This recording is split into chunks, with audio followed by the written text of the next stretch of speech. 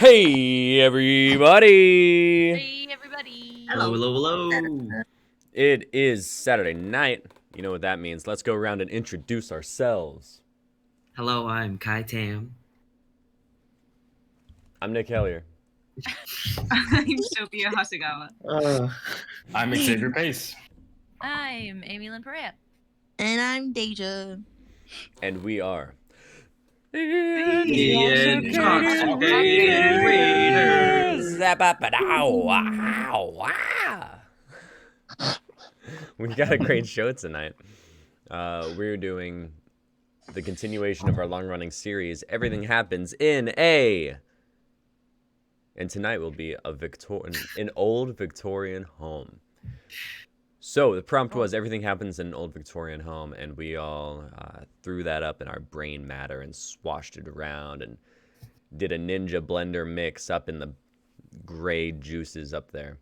And I did not like that visual. Oh my gosh. And spat out a goo of words onto paper.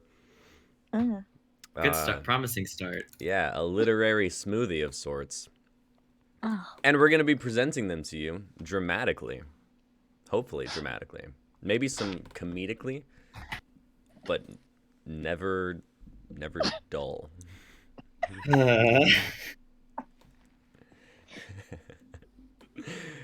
Heck yeah, let's go. Yeah. We are the Intoxicated Readers, so that means intoxication is part of our name and part of the game. We have 3 drinking rules that you can follow along with if you're watching us. Number 1, as always, is anytime we break character or mess up a line, take a drink. Number 2 is anytime the Lord of the Drinks tonight shows their beverage on screen. Who's drinking right now? Kai, I saw you pouring something. Oh. Anytime you see Kai's Nice. red bottle, take a drink. Kai, you're the Lord of Drinks tonight. Amazing. Nice.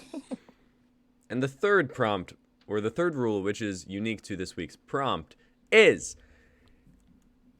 anytime the script feels Victorian. Interesting. Whatever that means to you. Yeah. Guys, it's been... I missed 2 weeks ago, so I think it's been like a month since I've been on the stream. Whoa. Isn't that crazy? That's crazy. How's everybody feeling? It's March, y'all. Any March Yeah. Madness fans? Nah. Okay. Okay, no basketball. All right. All right. So let's get started. Up first, we have, a script by an aspiring young author, Nicholas Hellier. This script is called Allen Estate, and the cast is as follows. It will be... Wait, I gotta pull up Discord on my phone. Someone, buy time. Tell a joke. I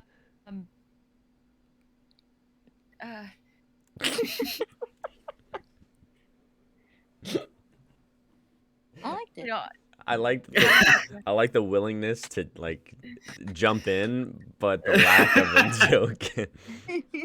Oh no. You've got guts. That's what matters. we're switching around in our brain matter and Oh. blend it. You just gotta start spewing. No, why? Bit spewing. It's not safe for my brain matter to be spewing. Just oozing out the ears and nose. No. Okay. Yum. We've got the cast list for my script is I'll be reading stage directions. X will be playing Robert. Amy Lynn will be playing Lucille. Kai will be playing Ethel. Sophie will be playing Madeline the First. Deja will be playing James. Yeah. Sound good, everybody? Sounds good. All right. Would you like accents for this? Oh, yes, actually. Oh no. Ah. It's I give it my best. X, you don't need to do one. Okay, cool. It's set in 2022, but it's pretty melodramatic. So all of the female characters are rocking their best RPs, but like have fun with it, y'all. It doesn't need to be good. Oh, Yeah. Not the yes. male characters. James is a female character. Oh. Yeah. Oh, no, David. Which I have a funny story about that I'll explain after the script. Ooh, Okay. exciting.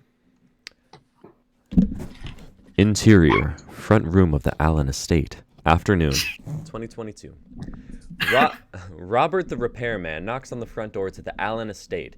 He's in his mid-20s, and he wears a loose beige button-up that fits his muscular torso tightly, and paint-striped work pants with a repair belt around his waist. Lucille Allen answers. Lucille is also in her 20s, and lives as a memory of the past, donning a large Victorian dress to match her family's even larger Victorian estate. Oh, heavens. Hello, Robert. I'm glad you finally arrived. Yeah, I'm here, Lucy. And I've told you 100 times, my name is Bobby. Robert is my pop. Rats. I'm terribly sorry, darling. I've forgotten each time you've come by, haven't I? Your father was so good to us, Allens. And you have been as well, Bobby. Lucille laughs and leans, placing a hand on Robert's chest. Oh my. Oh, strong as an ox, Bobby. Yeah. So why'd you call, Lucy? Straight to the groundwork as always. That's why we've always kept you around, Bobby. You've got a good head on your shoulders. Lucille turns on her heel and leads Robert into the home. Lucille leads Robert through a maze of corridors and high-ceilinged rooms until they arrive in a large lounge. The room is dim lit in the evening light, adorned with paintings of past Allens, an antique velvet sofa, an ancient Persian rug, and a fireplace that has been refurbished for the 21st century. Here we are, Bobby. The starter pilot for the fire pit has stopped working, and my evening ritual of tea and a book by the fire has been interrupted. If you wouldn't mind fixing it, dear. Shouldn't be too difficult. Probably just an element replacement. I've got a spare one. Give me 20 minutes, and I'll see. Andy, I'll get you a lemonade. That's fine, Lucy. I don't need a... Lucille exits the room in a hurry. Okay. Creepy mansion. Let's fix you up so I can get out of here. Robert gets down onto his hands and knees and looks into the fireplace. Ooh. Robert quickly turns around into a squat. Lucy? The room is empty. Must be the wind. Robert once again leans into the hearth. Ah. Lucy, are you playing a prank on me? The room is still empty. This house gives me the creeps. Probably some slave-owning ghost that got a pitchfork or something freaky. Robert turns around into the fireplace and starts working again. Did he call us slave owners? Behind him in the room, now whispering in ghastly breaths, 3 ghosts of past matriarchal Allens hover in the room, looking down at the rugged man. Ethel, an older woman in a soft white ruffled dress. Madeline the First, dressing in a large black and white corseted dress akin to Lucille's. And James, a woman dressed in traditional man's clothing of the attire, with a dye cap on. How dare he? The Allen family are proud abolitionists to the very end. Your end was 200 years ago, Ethel. Then through even the end. Girls, shut it. He may notice us again.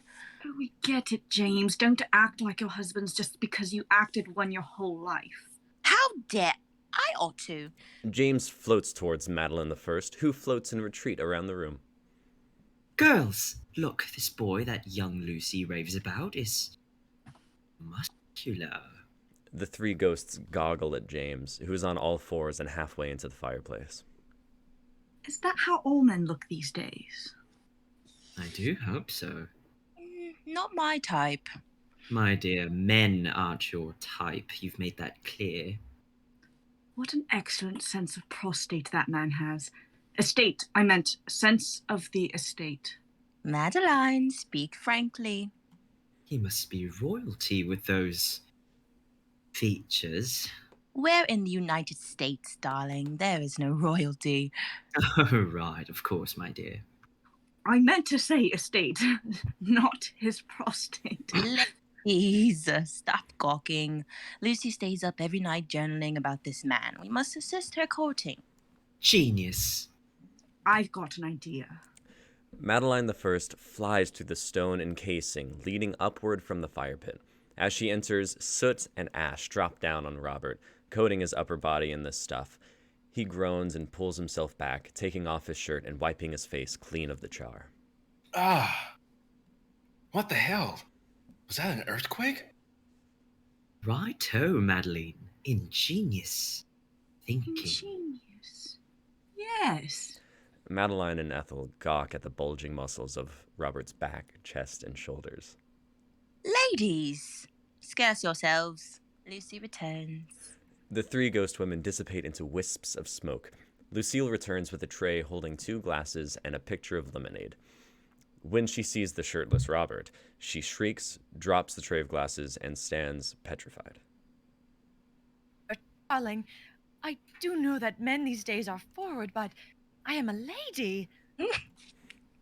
Oh, Lucy, I'll clean up the glass. Watch your step. And the fireplace is fixed too. Robert flips the switch next to the pit, and a roaring fire erupts, heating the room. Flickering light glistens the sweat that is built up on Robert's toned body. It's perfectly fine, Robert. Him, Lucille. Allens take what they want. Lucille has never had the forwardness as the rest of us Allens do, Ethel. If she does not approach that man in the next moment, then I will. Bobby, Lucy. Call me Bobby. And let me clean that up.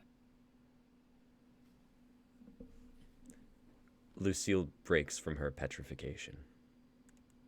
Grab a towel and a mop. Lucille turns stoically and leaves. Crap. Bollocks. Shit. Is someone there? Silence from the girls. Lucille returns with a mop, towel, and a sweater, which she hands to Robert to cover himself. They clean up together quietly, and Lucille leads Robert back to the front door of the estate. Here you are, Bobby. Your pay.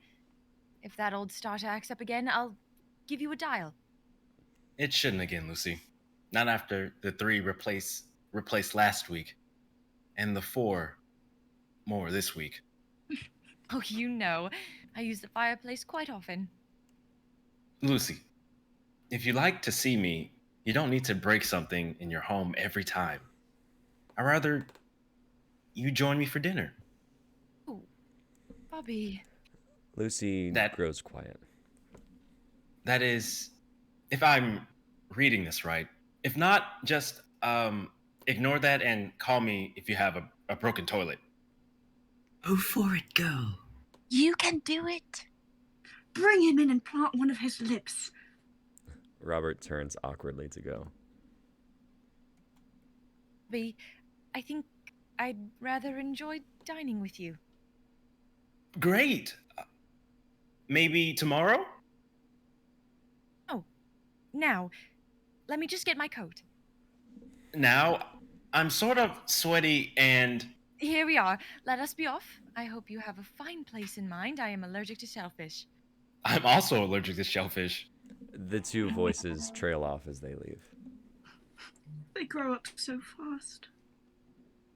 I always knew she had the heart of an Allen. I still don't know what she sees in him.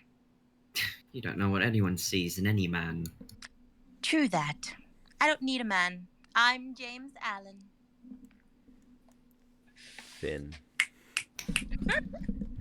Cute. So cute. That was, Ton of that fun, was y'all. nice. That was wonderful. What the fuck? Ghosts. They were awesome. So partly inspired. James Allen was a real person that I read about while looking into Victorian stuff on Google. And James Allen was one of the first people who were given the archaic term, which I fucking hate, called a wife husband. And it's women who essentially hid themselves as men in society and married other women. And James Allen married like Adriana Naylor or something back in the 1800s and lived 21 years before she died. And then during the autopsy, people realized that she was born female. And everybody was like, what the fuck?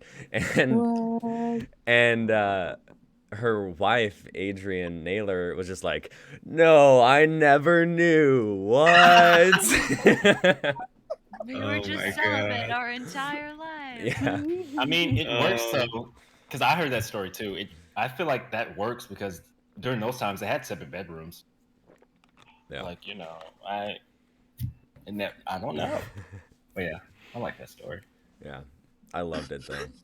James Allen, the true champ. That's your feelings towards, what was it, wife husband wife? Wife husband. Wife husband is like when people say male wife, it makes me really angry. Yeah. Oh no. Yeah. What is a male wife? It's Oh. I feel like what? I just You mean looked like it up. house husband? Yeah, it's basically a way of saying like, yeah, I'm the stay-at-home dad type, and I'll clean and cook, and I'm like, that just has such archaic like stereotypes around it, and the fact that you even need to say male wife is what bugs me. I'm like, just call it's yourself fucked a up. husband. Yeah. Like house husband is a little better, I feel, but still like Stay-at-home dad, or Yeah. unless you don't have children, but stay-at-home dad is good, But it all has to do with like gender roles and how fucking stupid they are. Yeah. Yo, that was an awesome read. Thank you so much for those RP dialects. It was really fun. I had a blast listening to that. Nice. Well, up next, we've got another continuation of a continuation. A continuation of continuation. Okay. If you've been here 2 weeks ago, if you're in the know, if you're not, you're square. Yeah, I guess, in a sense. I was gonna make that like a circle and a square type thing, but I fucked that up. Okay, anyway, so this is Impact, episode 23. Is this a filler? We don't know, we'll see. Characters are Bia, Sophie, Deja as Deja, Kai as Kai, Ringo as Nick. Ringo is very southern. Put that out there. Okay. Yes. And Gigi is Amy Lynn. Executioner is also Nick. Stratia is Sophie. Lady of the House is Amy Lynn. And I'll be playing Akui. And also reading stage directions. Okay. Here we go. Recap. Nick won against Vitan. Yet, Nick is on easy. They have yet to choose a path for themselves, only following a dark voice. The others are worried for him, but have to focus on their battles to come. Xavier yet again is pulled into a river of the underworld. Interior. River Styx. The pool of the river separates Hercules, Dyspia, and Xavier. Xavier floats aimlessly in the void of the Styx. Yet again, floating as what feels like his body is being torn apart, hearing voices call to him and thinking about his friends. For every one of them is connected and share an irrefutable bond. As one gets stronger, so does the others. Help me. I'm losing myself. The pink lotus, vibrant color, begins to diminish within the darkness. At the same time, the others. Cut to. Interior. Coliseum. Night. Amy Lynn, Phyllis, Natalie, Sophie, and walk through the Coliseum. After their first battle, They're exhausted and dirty. They slowly walk into the inn. Amy Lynn, Natalie, and Sophie collapse in pain. What's happening? Can't even stand. Kai, you're fearless. What is wrong? Was it the battle? No, this is something else. They kneel in their pain as they crashes upon them. Cut to interior Coliseum night. Nick sits there wrapping their bandages as they look in the mirror. The surge of pain rushes to them like a connecting bolt of energy. Nick grabs onto the sink and a menacing looks into the mirror. What is this? It's our connection to each other.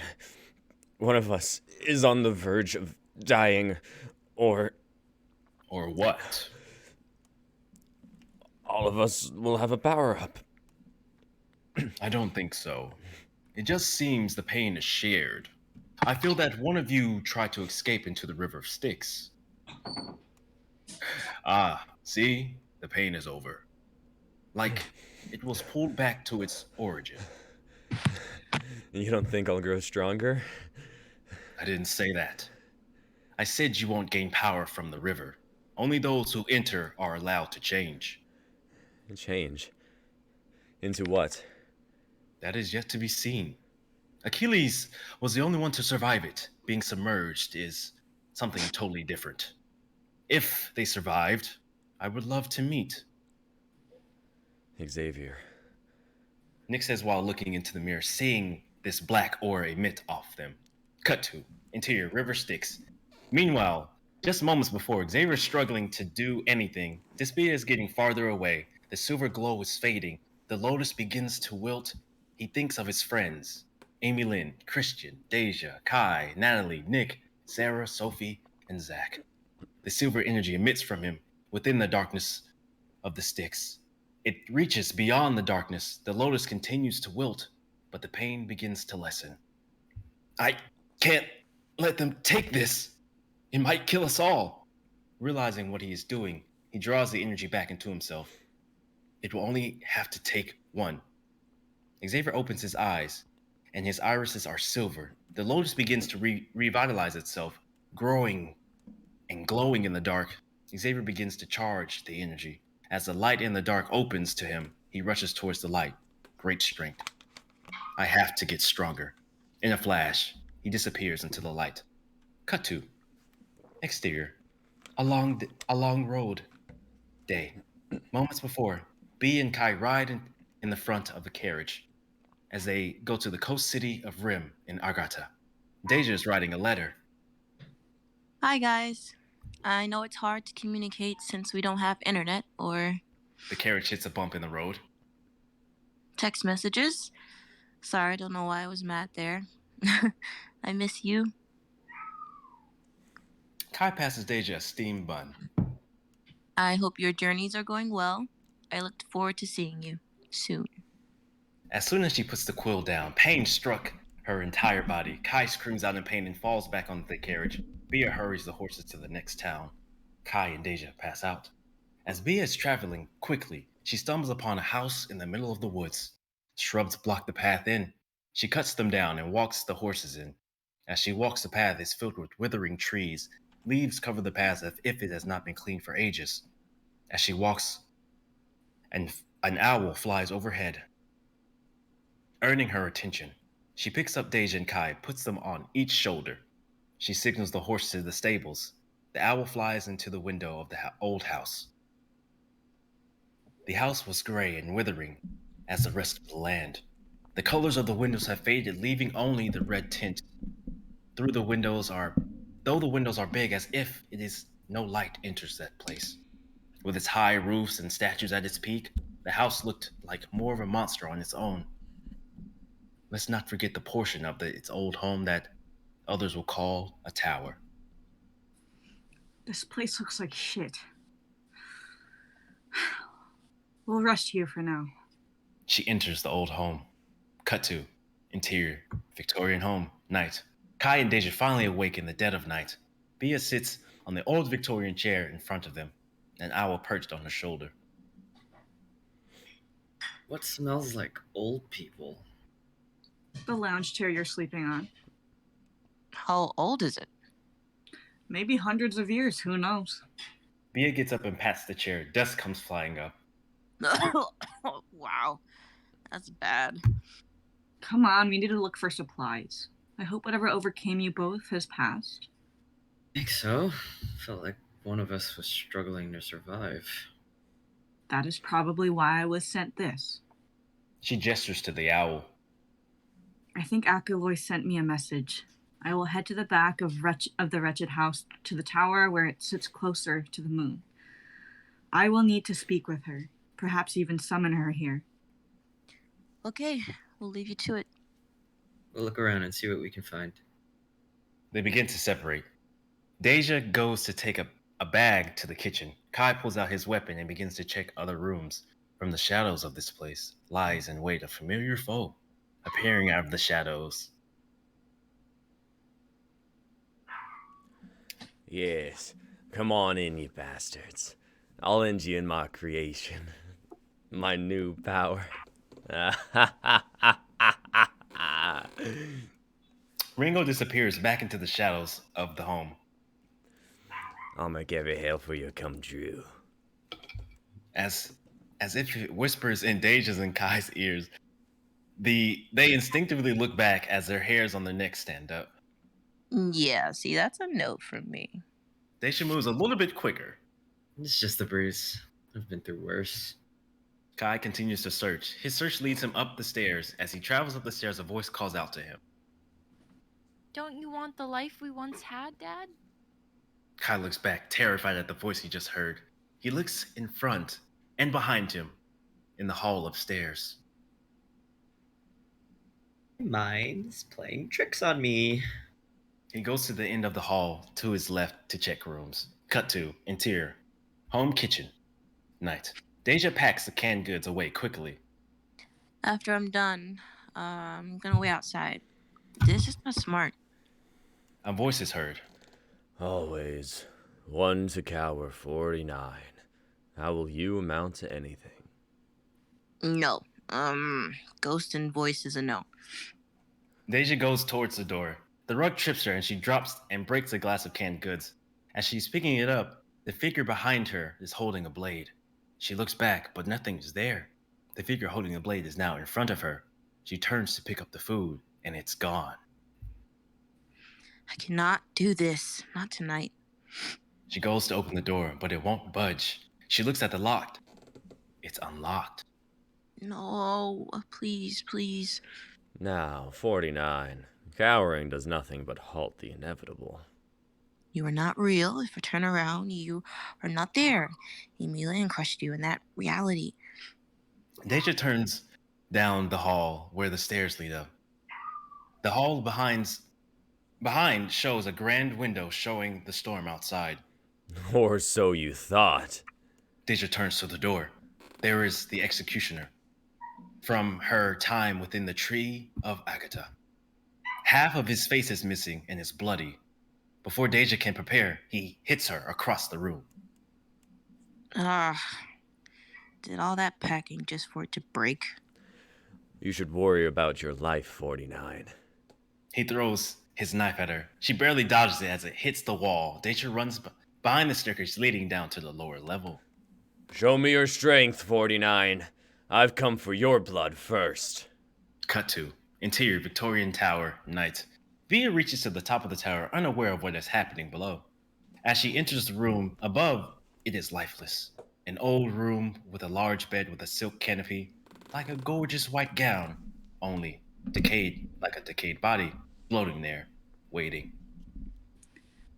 Must have been the lady of the house quarters. More like her prison. Bia goes to look around the room. She finds a grand mirror covered in layers of dirt and dust. This is what I have to do to talk to someone. It's a bit much. She says to the owl. The owl turns its head. She tears a piece of the canopy off. As she tears it, a lightning strikes the sky, almost sounding like an agonizing scream. She pours water onto the cloth and begins to clean. Behind her floats a being. A dried corpse in a beautiful white gown that reflects the moon from the window. It is shaking and cracking its neck as it floats over to her. Bea darts her eyes to the side, and the being is gone.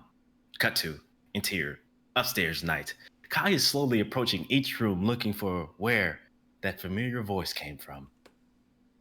Can't be real. We left that reality. Dad, do you want to lose me? We see Kai's face. Beads of sweat roll down his face. He looks panicked, almost grief-stricken. Oh, I didn't want to lose you. But I know this isn't real.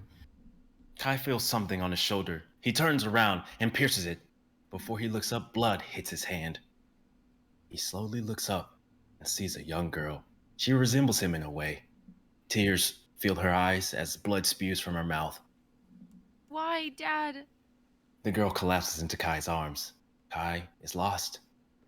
Peach. Sorry. Am I going to die? It's gonna be okay. Just put pressure here. Kai moves the young girl's hand over her stomach. Hey, Dad, can you tell me the story of my mom? Of course I can.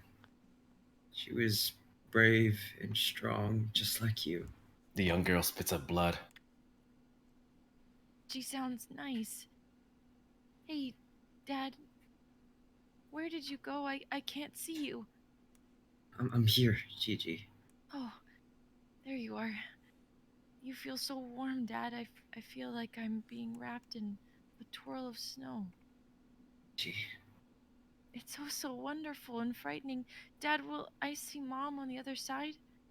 Come with me, Dad. I'm scared to go. I'm right here. So cold. I can't bear it, Dad. Please, where are you? Here. Dad, please don't let me go alone, please. Daddy! The room falls silent. The hand that was once touching Kai's face has fell to the floor, lifeless. Kai sits there shaking, not being able to muster up a noise, not even a scream of despair. A smoky figure approaches behind him. We can only see the silhouette of her body as she bends down to Kai's ear. Her lips reach Kai's ear in a familiar fashion to him. She says,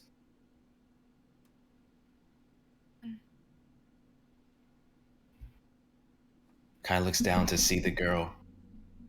Kai looks down to see the girl pointing down the hall. A large thuds are heard coming from around the corner. A hand appears on the corner of the hall. We see an ogre with feet draped around its neck like jewelry. The girl's lifeless head moves and looks at Kai. Kai throws the body down and runs to the farthest hall and enters a room. As he enters the room and closes the door, quietly he turns and sees a woman who is injured.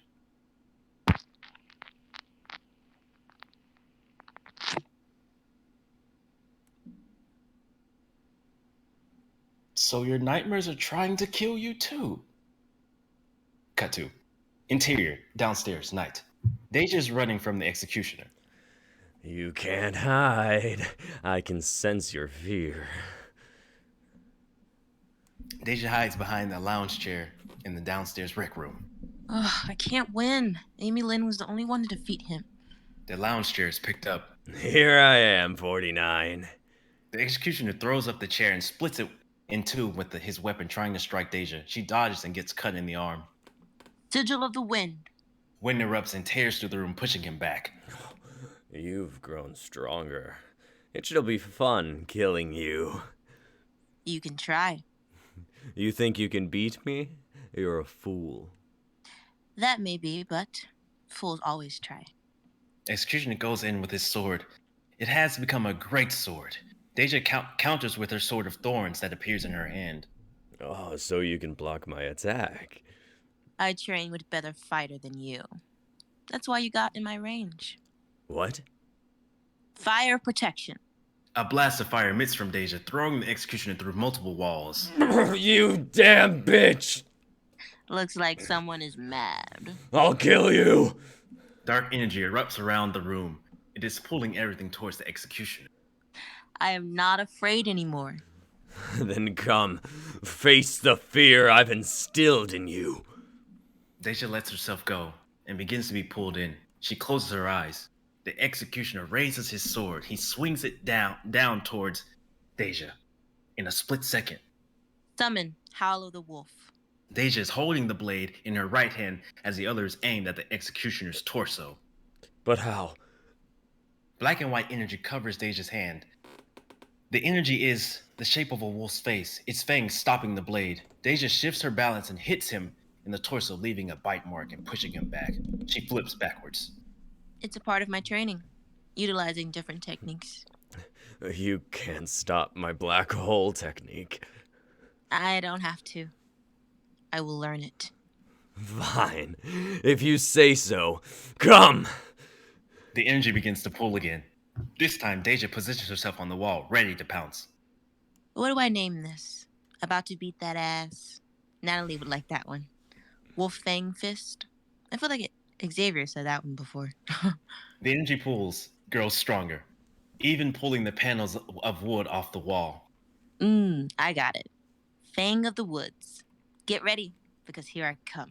Cut to interior, upstairs, night. Kai falls to his knees as he sees the young lady. Kai begins to cry uncontrollably.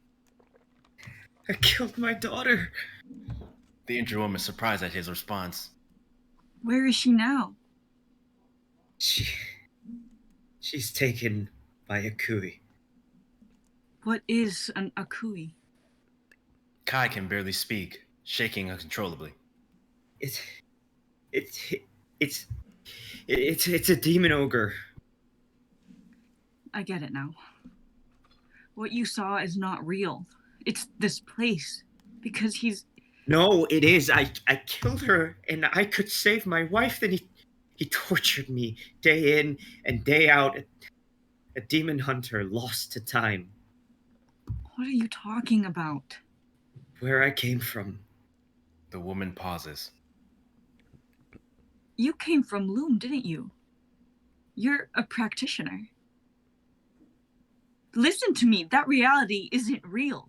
Real things die and move on. The thuds of Akui's footsteps grow closer. Kai puts his hand over her mouth. Please be quiet. She removes his hand. The emotions you feel are real, but that place is gone now. I know that pain lives on, so use it. I can't. Please, I am not Galap. But you are. His strength lives on inside you. Use it. Please stop. The young woman stands up, blood dripping from her side. Stand the fuck up. Kai stands up slowly, still shaken. Face the door. This is your moment to get that burning rage out, that spark of vengeance. No, that flame burning deep inside you. Use all of it. The energy begins to shift in the room. The temperature begins to rise. It took everything from you. Now go take everything from it. Flames erupt from Kai's body, engulfing him, as if burning him away. Keep going until it all burns away, until you find and fight for your purpose. The flames become a pillar of orange and yellow light. If I must face my fears, I do it to fight for my friends. I will use strength of my will. I will let it burn. Kai steps out of the pillar of fire. His hair stands up and has changed to an orangish gold. His irises are burning, a burning orange red. He now wears robes of red, yellow, orange, and gold. Thank you. Your help will not be forgotten. Kai vanishes in a puff of flames. Cut to interior, downstairs, night. Deja readies herself for an attack. Before she does, she looks at the ceiling. Kai is up to something. Power is spiking in that spot. She looks at the center of the floor. Then she moves almost at super speed and bounces around the room, cutting into the executioner. Stay still, damn it. Fine. Deja is right in front of him. He tries to swing his blade, but she stops the motion by blocking his elbow. Then she begins to attack him directly, blow after blow, pushing him back. The executioner drops his blade and begins to trade blows with her. The force of their punches are so strong that it blows back debris. You can't beat me in a battle of strength. I just needed you in this spot. More games? No. Well, at least not mine. They look up. A pillar of flames comes down. Deja does a back handstand into a backfield, landing after a 360 spin. The flames hit the executioner. Damn you! Work smarter, not harder. she says as she wipes blood from her lip. The impact of the flames makes a bone-crushing splat noise. Just to make sure. Sigil. Enhancement. A sigil appears in the flames, almost tripling the radius and the power of the force, burning a hole into the ground 6 feet deep. That's what I call burying your past. Deja dusts her hands off. Cut to interior Victorian Tower at night. Bia sees a pillar of light outside the window. I need to do this quickly. She finishes a circle on the floor in front of the mirror. An owl flies into the mirror and disappears. Okay, Aculois, I understand the problem. How do we get there? The mirror still ripples from the owl flying through. Come on, what is taking so long? The being once again floats behind her, this time making noises. Okay, last time I let it slide. But you're invading my bubble. Fuck off. The figure becomes ghoulish, begins to attack Bia. Great, a wraith, exactly what I needed. Bia punches the wraith and it disperses. It comes back stronger. Again? Fine. She hits it twice. It comes back again. Every time she destroys it, comes back stronger. She destroyed it 5,000 times. This time it comes back full-formed body with a chain sickle in hand. We can hear the wraith laugh. Are you ignorant? If it didn't work twice, why keep trying? I used you. Bia watches closely. I siphoned off your energy, making you weak. Killing you will bring me back to the mortal realm. If I'm so weak, why am I still standing? Also, you are the fool. How so, peasant? Bia walks around the lady. Well, you made 3 mistakes just now. 1, you didn't run once you took bodily form. 2, you thought I was mindlessly using this mirror, that I did not know this place. Anyone with a magic mirror practiced a little magic. You are the lady of the house, Priscilla, the creator of fears, queen of wraiths. The lady of the house fires off a multitude of dark magic, blasting a hole in her own tower. Bia is nowhere to be seen. Serves you right. How dare you say my name? Lowly peasants shouldn't talk too much. Bia's voice is heard throughout the room of the tower. 3, I am a god. Bia appears right beside the lady of the house, so close that her nose is almost touching the lady's cheek. Bia has a dark, menacing expression on her face. Which you should be afraid of. The lady tries to run from Bia. Bia pulls her back by her gown. She hits the floor hard, crawling to the door. Bia slowly approaches the lady. The lady throws her sickle at Bia. The blade cuts Bia's cheek. As she purposely let it come close, Bia licks the blood as it runs down her cheek. The lady, seeing this, gets up and runs down the stairs to the main floor. As she's about to reach the bottom of the step, from the shadows, from the top of the stairs, a chain wraps around her waist. She falls to the stairs. She looks up at Bia. Bia's blood-red hair almost to be seen glowing in the dark, her eyes glowing with excitement and rage. She drags the lady back up the stairs. No, please. Forgive me. I'll show you true fear. Fear from strength. Bia pulls her into the dark of the top stairs. Save me. She reaches towards something. Ringo lurks in the shadows of the hall. Yeah, I couldn't if I tried. Cut to interior upstairs night. The woman is left bleeding out. Damn, it won't stop. Hello? Is anyone up there? The woman looks down the hole in the floor. Hi. Do you need help? Without the woman responding, Deja quickly climbs up the hole. Thank you. Don't mention it. Deja kneels down and begins to heal the woman.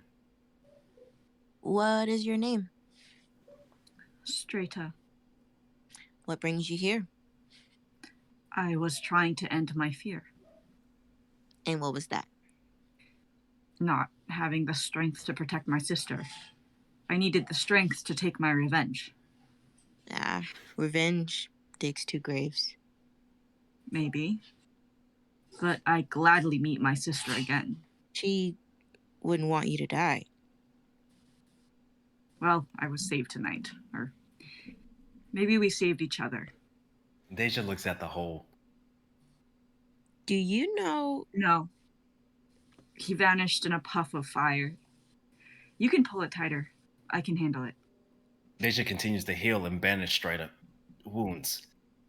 Well, whatever he's going to face, he'll survive it. Cut to interior, Victorian home, night. On the main floor, Kai sits on the stairs, waiting patiently, glowing in the dark. Then footsteps are heard atop of the stairs. In the dark, Akui's red eyes are peering down at Kai. Took you long enough? So, shall we finish what we started? It won't be like last time. Your mistake then was you thought you were strong. That cost you dearly. Remember? An arm and a leg. Well, you see, I have those back now.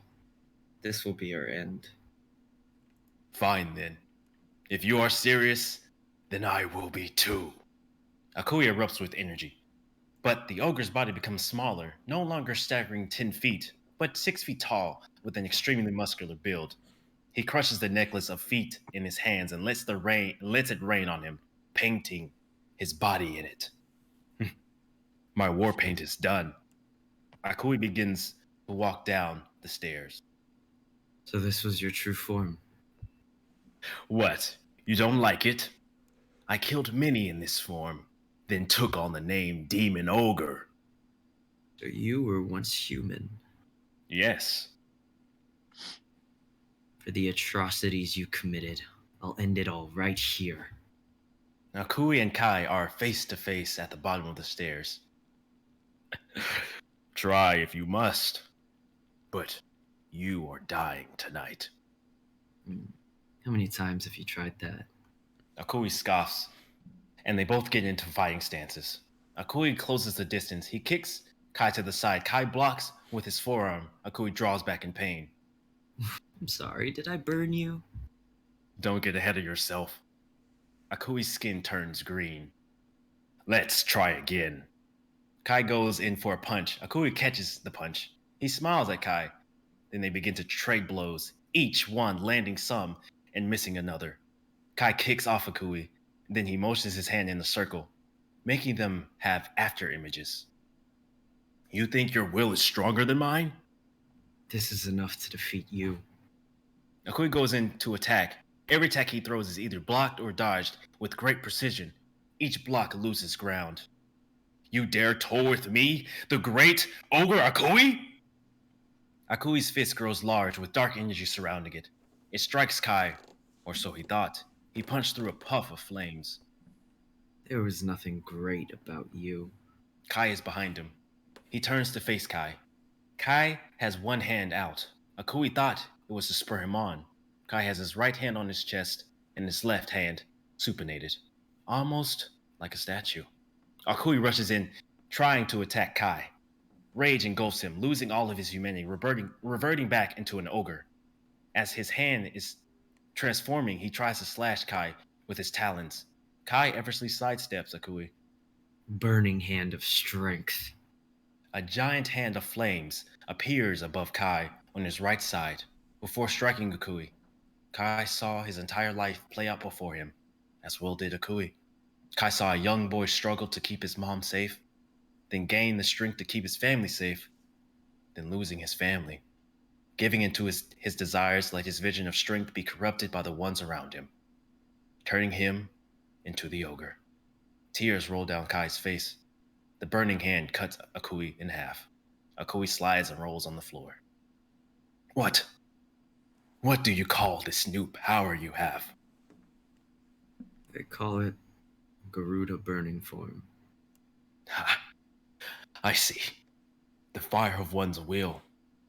The fire I let dim a long time ago. Akui begins to disintegrate. Keep that fire burning. It will never lead you astray. He's gone. Kai loses his form. Everything turns back to normal. He drops to his knees and wails for the lost soul and the lost souls he created. Cut to interior Victorian Tower, night. Bia sits on something in front of the mirror. A vision begins to form. Achilles, is that you? The ripples in the mirror stop to show Achilles and Loom.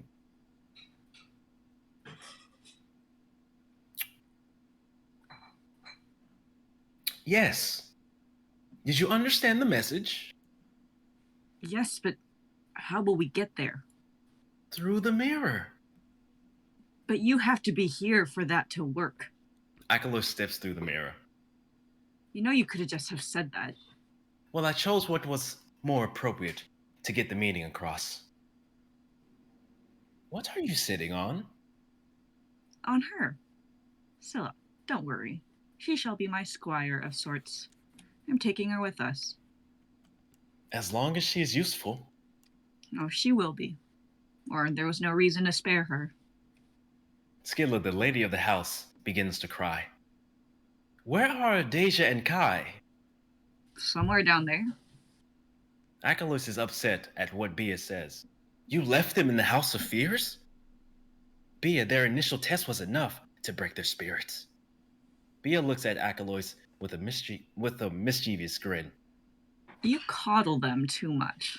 Summon them and see. They are not the little sprites that fell into Agartha. Achilles gives Bia a look of detest. She places her hand on the floor. 2 circles appear. Then suddenly, You're all healed now. Deja looks surprised to see Achilles. How are you, Deja? Deja stands up strong.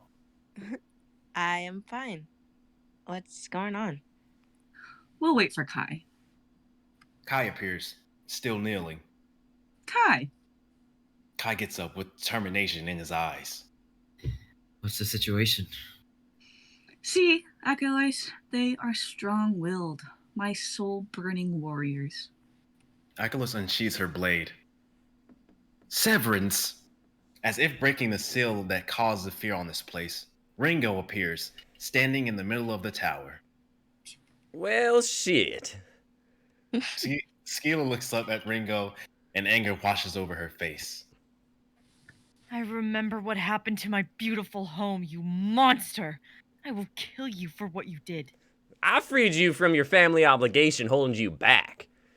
200 years of living and dying in this hell corrupted my soul. So I will take yours. Not right now. You owe me. Bia throws Scylla over her shoulder. Achilles puts her sword back. Ooh. We should go. She waves her hand and opens a hole in reality. God damn it, y'all are gonna respect me! Ringo, you bastard! Now, why is it all my enemies are in one place? Leave him. He doesn't have the power. I don't know you, lady, but he killed my sister, Curly. My sister gave her life to protect me. That was 100 years ago. You were 14. Let it go now. It was 10 years ago for me. Deja makes Strata put down her gun. You aren't strong enough yet. Listen to the girl. Deja gives Ringo a look. Besides, you might want this. Bia points to the gun blade on her back. He is a minor inconvenience at the moment. We can tie loose ends later. Right now, we must go. How dare you? Ringo, shut up. Ringo falls silent. For now, I will come with you and you will tell me the story on how you got that blade. So where are we even going? Well, my pupils, to my home, the land of the gods. They all walk into the mirror, everyone facing Ringo as the break in reality is closing. Ringo, be warned. No matter how many days or nights, even years, I will spill your blood for my family namesake. That makes 2 of us. The 2 ladies look at each other and nod. The break closes, leaving Ringo by himself. Damn it. Kefka's gonna kill me. I need to head to Rem now. Cut to crack in reality. So why are we going to ancient Greece? Achilles, will you explain? The short answer, one of you is becoming something new. New? More like unknown. We have to see what happens. Also, fight for a new era. Long answer, please. Well, in this reality, or would you say our true end, it all begins with Zeus and Hera. End of episode 23. We must all ready ourselves. Wow. We Yeah. must indeed. Zeus. Hell yeah, dude. Yep. Thank you, thank you. Great read, everybody. I forgot I had some other characters in there. But we did. Yeah. It'd be like that. We got through it. We got through it. Oh, sorry, I missed that line. No, you're good. It's okay. I forgot. forgot. I forgot I had another character. I was like, wait, I didn't. Okay. Sorry that Ringo was heavy Australian at first. No, it's fine.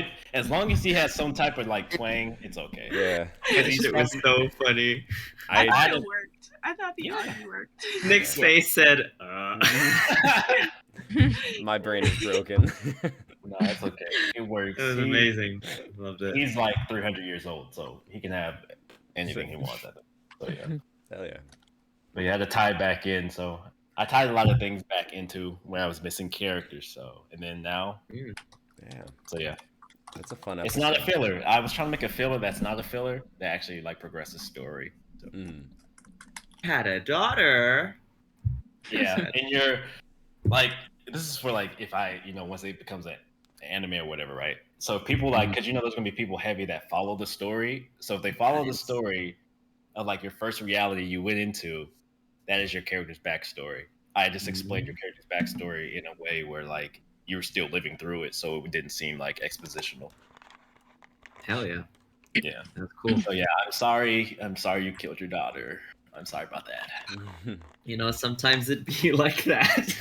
Writing that was kind of like weird because I'm just like, oh yeah, this is good, but I'm like, dang, a kid died. I have to play with that, so it's weird. Yeah, watching a kid die. So yeah, I thought it would push your character to the edge, which I think it did. So Oh yeah. Oh, yeah. Push anyone at that point. yeah, but you got something new out of it. So yeah. Connor, In- welcome to in the with stream. new. Connor just Connor. arrived while you were talking about killing children X. So Connor. It's okay. We save a lot of lives. yeah. We will. And there's a lot of things happening in this arc. Okay, Sure, yeah. there's a lot of things happening. And then last, like in the couple, we saved the whole kingdom. Like, what are you talking about? It was me, you, and Nick. We saved the whole kingdom. Okay, Yeah, it we did did. like end up the reality broke, but Ooh. we saved that kingdom at first, and then At first. and then like Natalie. It's the thought that counts. Exactly. It wasn't my fault. Natalie had 3 personas in 3 different realities. 2 of them touched, broke reality.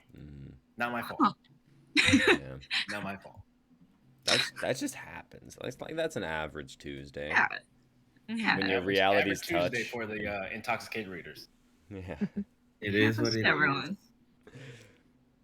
Okay, gang. We're moving on to our third piece of the night, written by the one and only Deja Johnson. Oh, okay. It's a short piece, something fun that I wrote. What is the cast? Let me think. It's called Prologue. June will be played by Sophie. Peter will be played by Kai. Ellie will be played by Amy Lynn. Stage directions, there's not many, but Nick, can you read them for me? And yeah, RP for everybody. You can do RP if you want. Also, Nick. Oh? Yeah, have fun. Okay. Just imagine like you open a book and this is the prologue of the book. Cute. Yeah. Let's go. You ready? This will be my last letter. Dear June, I believe we met in June. I'm not good with words. Let me start over. My June, you have never been mine, and I had no right to change and to try and change that about you. What I love about you, how you'll never be owned. And how you'll make it known. I failed you. You've lost count, I presume. Would it matter if I say I was sorry? Please don't answer that. Look at me. Still asking something from you? I wish I gave you more. Something, anything for you to hold on to. You were my light, and I took all yours. I'm sorry.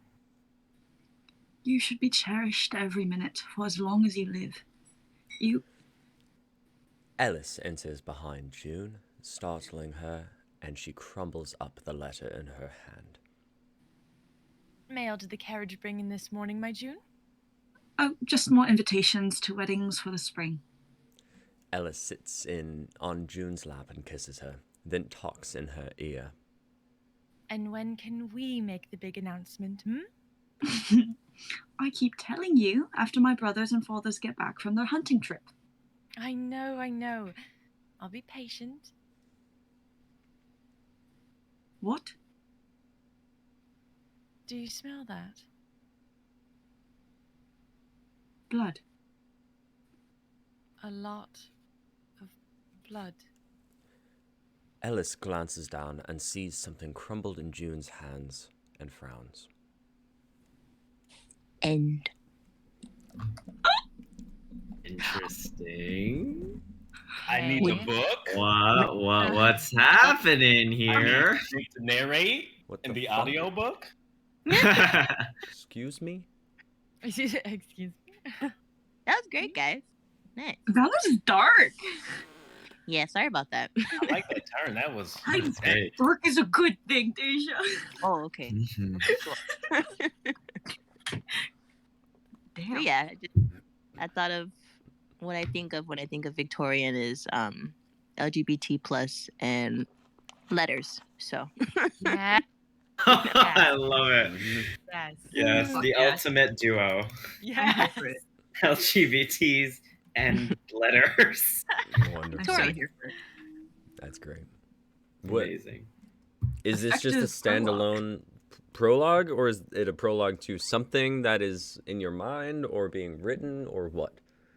it's just a random thought I had today, and I was like, oh, okay. So it can be if I ever want to write it in the future, but for now, it's just standalone. I like it. Fuck yeah. That's great. But nice. That's awesome read, guys. Mm-hmm. Very gripping. For it only being one page. Mm-hmm. Thank you. Right? Thank you. Oh yeah, full grip. Yeah. It had me. Grip. Vice grip. Yeah. Full grip. All right. Well, we're gonna move on to our final piece of the night. Kai, No, second to last. I'm sorry. Because Sophie just dropped a Oh, we got a My drop. bad. We just got a drop. drop. We got our No, I did that refresh. before. I did that earlier. I had not refreshed the page. Me either. So it's a new drop. Yeah. Yeah, new job. We're doing this live. Yeah.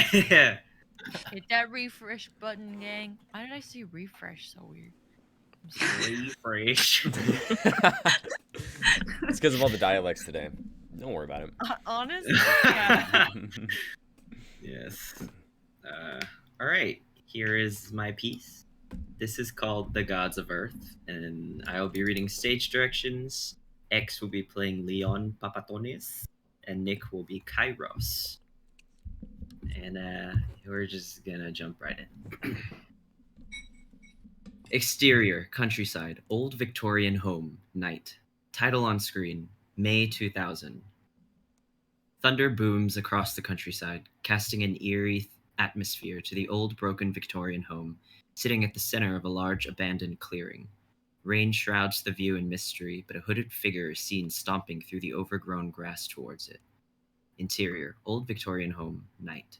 A weathered man, Leon Papatones, paces back and forth in the darkness. Only 2 candles to illuminate the room he's in, which is pretty much empty beyond the rusted pipes and broken bookshelves. He seems on edge, nervous, but angry as well. A door opens on the other end of the house, then footsteps echo through the empty walls. Leon straightens as the hooded figure steps into view. all but shadowed by the darkness. Krios, The hooded figure remains motionless. you dare show your face here? I don't go by that name anymore, Dr. Papatonis. It's been a long time. I'm amazed to see you still alive. I haven't been a doctor in centuries. No thanks to you.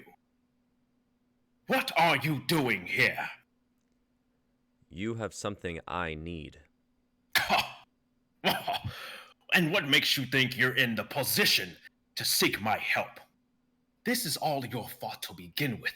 You destroyed my connection. You killed us all. Kairos remains unfazed. He takes a step closer to one of the candles, but his face remains shadowed. It's clear, however, from his silhouette that he is hardened in battle. Compared to Leon, who is scrawny and old and small, he could easily take any aggression that comes his way. Leon clocks this and swallows. I wonder what keeps you going, Doctor. Surviving for centuries only to come home to an empty tomb and the memories of those you've lost.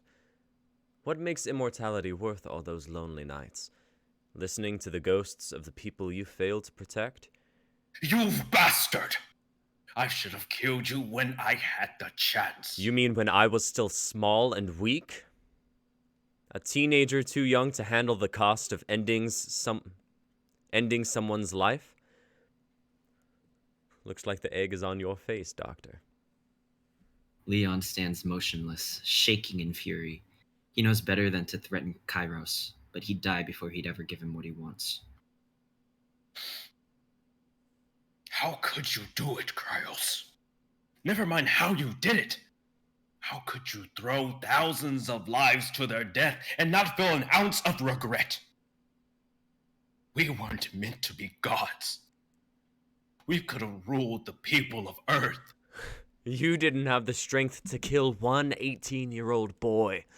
How could you have the strength to rule a kingdom?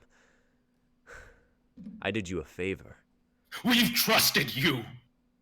Your sister trusted you. Kairos reacts. It's a stiff silence before he finally responds. I didn't come here to chat, and I'm done playing games. We both know why I'm here. You've somehow harnessed a connection to the Aether, despite me sealing it off eons ago. How? What the hell does it matter to you? I thought you didn't want anything to do with Earth. I've had a change of heart. Bullshit. I'm not giving you anything. Then I'll just have to take it from you. Kairos advances, and Leon backs away, now shaking in fear. Wait, Krios. Just... God damn it. What else do you want from us? You took everything. What more could you want? To protect my dynasty. Kairos grabs Leon by the throat, lifting him in the air effortlessly. Leon struggles in his vice grip, the air leaving his lungs at an alarming rate. Wait! Just let me... Ah! Tell me, Leon. Tell me how you brought back the connection. Kairos releases him, and Leon falls to the ground with a thud, struggling to get his breath back. The same way you closed it off. Blood magic. Kairos flinches. I undid the strings you put in place. Not enough to unravel the seal, but enough for me to tap into a slither of its power. That's how I kept myself alive. But the connection remains closed. I don't have my powers back, if that was what you're asking. And interdimensional travel remains locked. I don't even know how you got here. Kairos takes a moment to contemplate this. I expended a lot. Well, that's what happens when you tamper with blood magic. You should have known when you were 18, huh? How much energy would you need to transport 9 people to another dimension? 9? That's impossible. There is no way. There has to be a way. The only way is to unseal the fucking connection. Kairos sighs. That's not an option. If you have no valuable information, why even keep you alive? Wait. I can't. Fuck!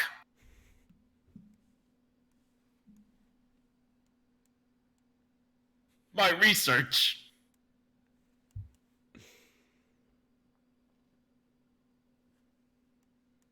Back in my house.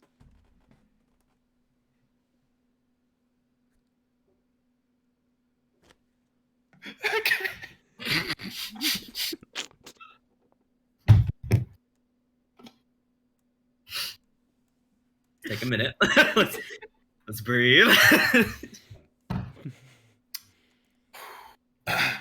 My research. Back in my house. I may have found a way to connect only certain threads to different dimensions.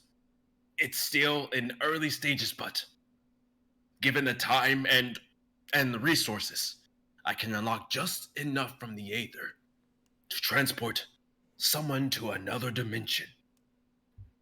Well, thank you, Doctor. It seems you have some value yet. Kairos turns. Leon struggles to get back up before a foot swings up and into his gut, sending him back on the ground. He coughs, blood dripping from his mouth. Unfortunately for you, I only need your research. You will only serve to be an impediment. Kratos, please! Another kick. Leon crumples into a ball, shaking in pain. But when he looks up at Kairos, his eyes burn with a fury. You fucking traitor! You disgrace the proteges! A disgrace to humankind! Kairos kicks him again. Blood stains Leon's teeth.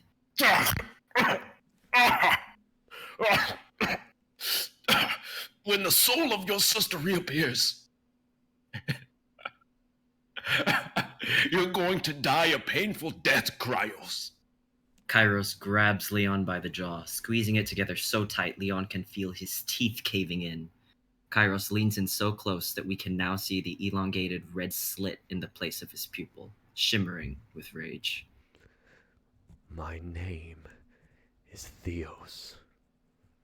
Leon chokes on his own blood, eyes rolling to the back of his head. We were all supposed to be gods. Kairos tightens his hold, severing the veins in Leon's neck, and watches the life fade from his eyes. He watches until nothing remains but an empty husk. Then he lets go, dropping the lifeless body back onto the ground. He rummages around Leon's pockets and pulls out a wallet. He finds an ID card inside, accompanied with Leon's address. A cold wind blows through a closed window, sending it rattling open. The fire on the candles disappears, shrouding the room in darkness. Then a single flame appears out of thin air until it grows to illuminate the scene. The fire dances on the palm of Kairos' hand. He looks around before throwing the fireball to the ground. The wood soaks the heat, and quickly the entire room is ablaze. He stares down at Leon's body before turning.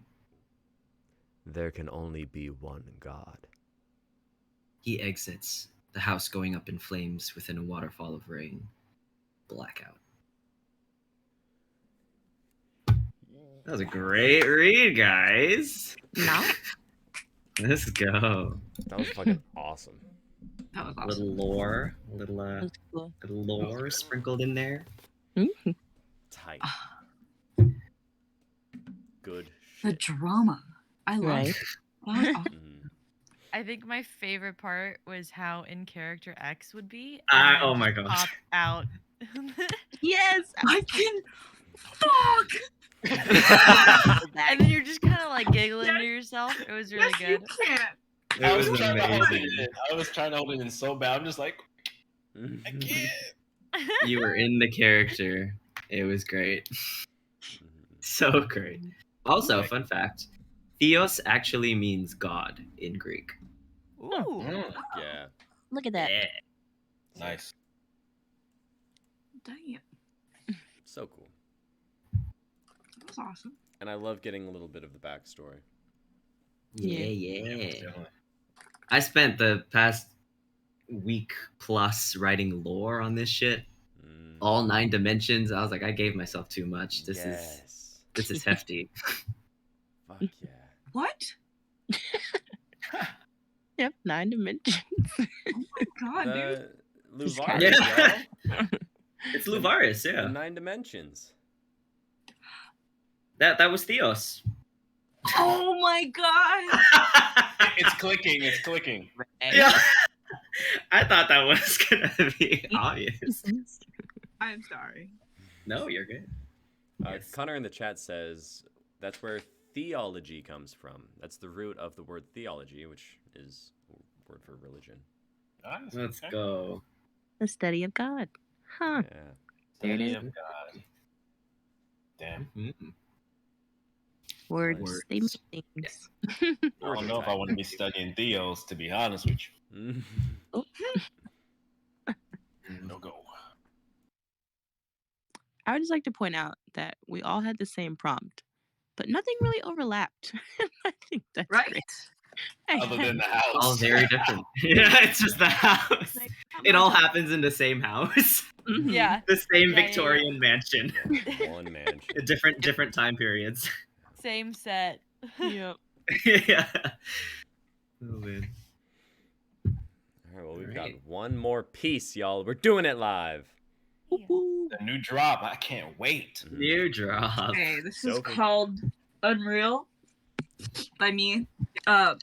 It's the beginning of something that could be a story. Okay, so if Amy Lynn, if you could take the role of Lola, that would be great. Deja will be playing I do a- Kylie. Sorry? Can I do a big mouth impression? I I can't. I No. can't even. Lord. Oh, I can't even do that impression. Please do it. No, I This can't. is this is serious. Okay. Oh, is it? I'm sorry. Deja will be playing Kylie. Kai will be playing James. Xavier will be playing Lenny, and I will be playing reading stage directions. Any dialects? Dialects? No. Cool. Oh, cool, cool. I mean, unless you want My to. voice might be shot. I don't mind. So As that's long as you it Say if doesn't. I want to, I might as well try something. As long as it doesn't pull from the piece. Damn it. Yeah. God damn it. Okay. Y'all ready? Yes. Interior, Victorian mansion, day. A group of about a dozen people sit in a circle in a large old room with extremely high ceilings. The long, narrow windows only let in smatterings of moonlight due to the vines growing over them. There are intricately carved designs between the windows, and the floors are made of marble. One of the women in the circle, Lola, 30, has a clipboard and gestures to another young woman, Kylie, 24. Kylie, why don't you go next? Kylie looks up, like a deer in headlights. She chews the inside of her mouth and looks around at everyone else in the circle.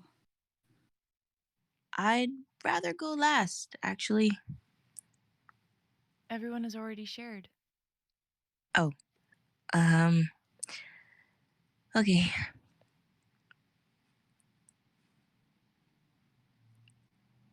I don't like talking about myself, especially to a group. That's okay. We're all here to listen. None of us are going to judge you. Take your time. So, basically, my brain is weird and it plays tricks on me sometimes. I can't really trust my perception of things. Yeah, welcome to the club. Hey, what did I just say about judgment?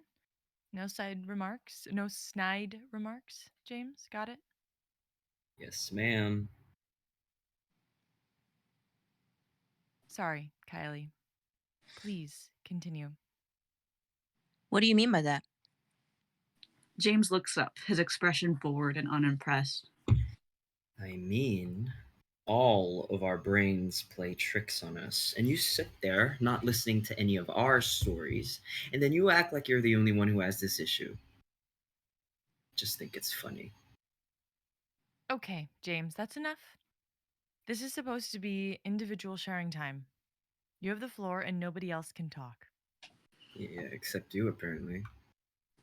Okay, leave the room now, please, James. You're gonna sit out for the rest of the session. Wait in the hallway. James glares daggers at Lola for 3 whole seconds. Then James stands up so aggressively that his chair falls back. Then he stalks brutally out of the room, but before he steps out the door, he addresses the group one last time. He has anger simmering right under the surface that quickly boils over as he speaks.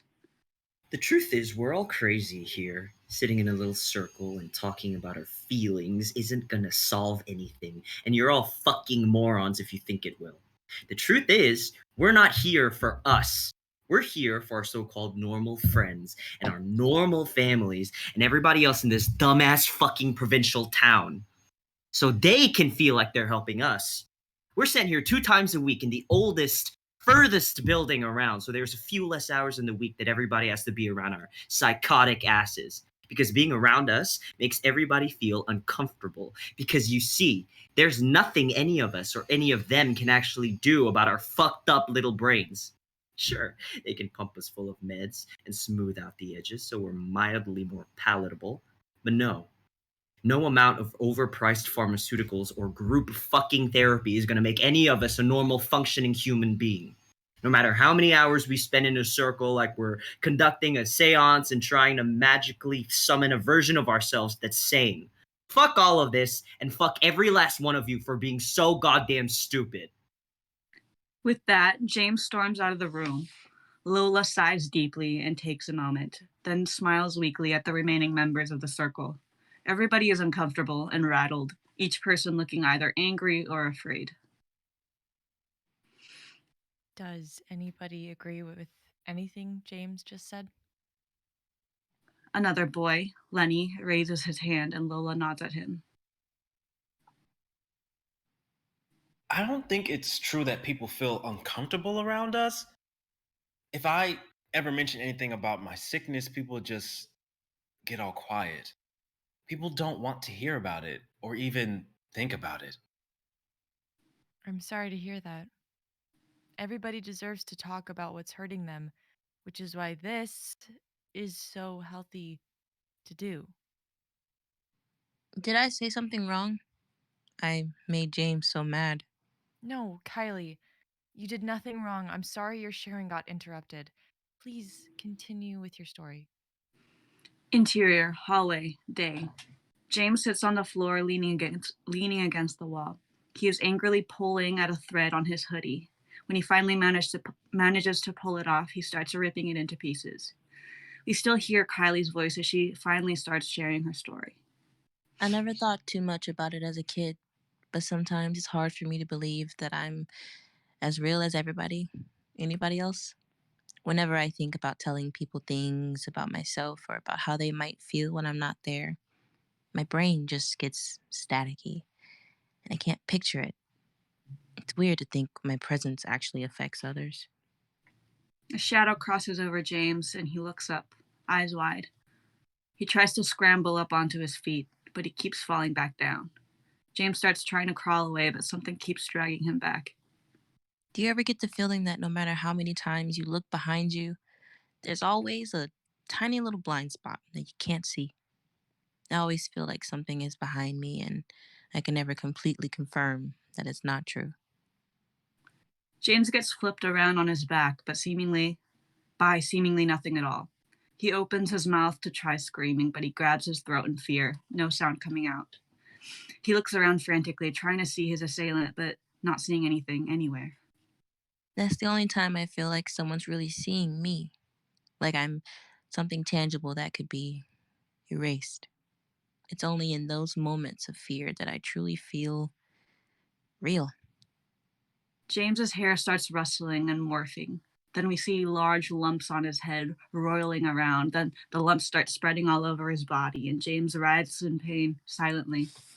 The rolling lumps contort him in painful ways. Then suddenly he gets flung through a stained glass window. Cut to interior, Victorian mansion, day. We cut back to the group and they hear the loud sound of shattering glass. They all stand up, alert, frightened. Then the large door leading into the main room slowly creaks open, but nobody is behind it. Lola's eyes widen. Run. The end. Jeez. Oh my god, what just happened? I felt Bird Box vibes or something. Yeah. I haven't seen that. Watch it. No. Watch it. Don't watch it alone. Emilia says no. Don't watch it alone. Watch it though. Watch Yeah. it alone. No. Absolutely watch it alone in the dark. Oh god. Test your fears. No. Tonight is the night. No. God damn it. Thank you for the read. Go off, Kai. Awesome. Mhm. Hell yeah. That was a I great feel like piece. I always write really like assholey roles for Kai, even though you're the I love sweetest it. person ever. I love it. Can I exercise always make you the my biggest asshole. assholiness. You Oh. exercise your asshole. Oh. Hey. Exactly. Oh. Well put. Yeah. Kegels for your butthole. What? What? I'm sorry. Okay, goodbye. No, no. Own it. She said, "Own it." That was tight. That was really cool. Well, Nice thankfully for it your wasn't loose. butthole. Oh my god. Oh no. Go home. Sophie, I look forward to hearing more or reading more. If not on stream, Yeah. I better get it in my inbox. Oh Yeah. Y'all writing Great. things, keeping us on a cliff. Everybody, write a book. I just need to read. I need to read something. Write a book, please. Send it to me. Mm. Hell yeah, guys. That was a great show. That's awesome. Thank you so much for being here. Anybody got anything to say before I close us out? Mm-mm. Amy Lynn, did you ever think of a joke or? No, stop putting me on the spot, please. Okay. I just said my butthole joke and nobody laughed. Oh no. Thank you. Thank you. Anybody else got a joke Wowzers. before they end it? Before we end it? All right, let's go around and introduce ourselves. I'm Kai Tam, and I have been a very tight asshole. Oh Mm. my. I'm Nick, and I don't know the difference between Australian and RP. Oh no. I'm Sophie, and I've been doing questionable British accents. I'm Xavier, and I'm an old man who knows he can fuck. Oh. Ooh. I'm Amy Lynn Perea, and I'm loving Sophie throwing me over her shoulder. And I have been Deja, and I think I was a Victorian ghost in another life. Ooh. Yeah. And for tonight, let's do the outro, but we do it in our best RP dialects. All right. I'm gonna sound like a piggy blinder. I'm gonna sound like a piggy blinder. Peaky And we have Blinders. been Exactly. The Intoxicated Readers. Mm-hmm. amazing. Thank you so much for joining our show tonight. You can see all of our links down below. You can join our Discord, join the community. Yes. There's Reddit, YouTube, Twitter, Instagram, where we post all sorts of fun things. We have a film festival coming up, the second annual Intoxicated Film Fest. That has information on our website. You can check us out at intoxicatedreaders.org. That'll be starting April 20th. 420, baby! going to May 20th, and we'll be having the show at the end of May. So if you are a filmmaker, or if you have some friends who are filmmakers, make sure to check out, once again, intoxicatedreaders.org for all of that information. And if you have any questions, you can join our Discord, and we will talk to you one-on-one. And we'll try to do any dialect you want us to do during that informational meeting. That's all she wrote. That's all she wrote. I like how he lost it and then brought it back. RP was one of my worst in when we were at AMDA. Like I couldn't do it for shit. But like MCLE, like mixed cultural London, I aced that shit. Hell yeah. We should just have a dialect script for like one show. That's a Yo, I'm literally adding that in the prompt Oh my god. document right now. Yeah. Wonderful. I want to see everyone do Jamaican. Oh no! No, No. absolutely not. Big I pause. find it Big funny. I pause. just find it funny. I can't You make even it do an and not try Asian to- accent. We all do Lola's accent from fucking Big Mouth, dude. Kai, you can do Asian. You do it. I cannot do Asian. Your character, and your story. I'm sorry. Asian? Yeah, Well, he I said it. did Not, say it. Right. So I'm I'm like, what? I can't do any Asian accent. I'm dead. Honestly, me neither. I I can't even do a Japanese accent. It doesn't work out. It doesn't I can do Malaysian, but it's not really like. Anyways, You can that's speak it, guys. You can speak Malay, yeah? Indeed. I want a full script, okay? None of us Ooh. will know what we're saying, but we'll try our best. oh my god, Oh my that'd god. be fun though. Yeah. Okay. Just give us the character description, and Okay. we'll play it like that. That's Yeah. Yeah. No, that would be really funny, honestly. I'm gonna do that. Do an entire no. script in a different language. Oh no. Yes. In a different language. Okay. Masses. And then you can tell us who sounds like more like, I guess, correct or like. Oh, hell yeah. pronunciation. Hell yeah. Gonna invite all my Malaysian friends to watch that stream and just have a big fucking Oh, roasting God, party. no. That'd be good. Busy that day. I don't know if I can. Oh, sure. Yeah. Sure. I'm gonna be busy saving Send my me, career from irreparable damage. Yeah. Oh Before no. it even- Oh, No, God. well, then at that point, you just be like, "This is our class. You know, we're having a class. Yeah, Class teaching us how to workshop, speak it. workshop. Yeah, it's a workshop. I got you. Yeah. Maybe we're looking at the wrong audience, y'all. Maybe we'll be super popular in Malaysia, Oh my god. and we need If to that start. was the case, I would learn it real quick. I'd just be like, you know what? If we're really popular, let's do it. Yeah. Let's switch it over. We need to start honing our target audience a bit more, for sure. Oh my If god. that was the case, I should be popping off here, but Soon, Kai. Once you get that script out, we'll do it. Yeah. sure. All right, guys. All right, gang. Check us out. Not next week, but the week after for our next prompt. We don't have it yet, but we will. Much love. Woo. Have a good night, y'all. Bye. Thanks for being here. Bye.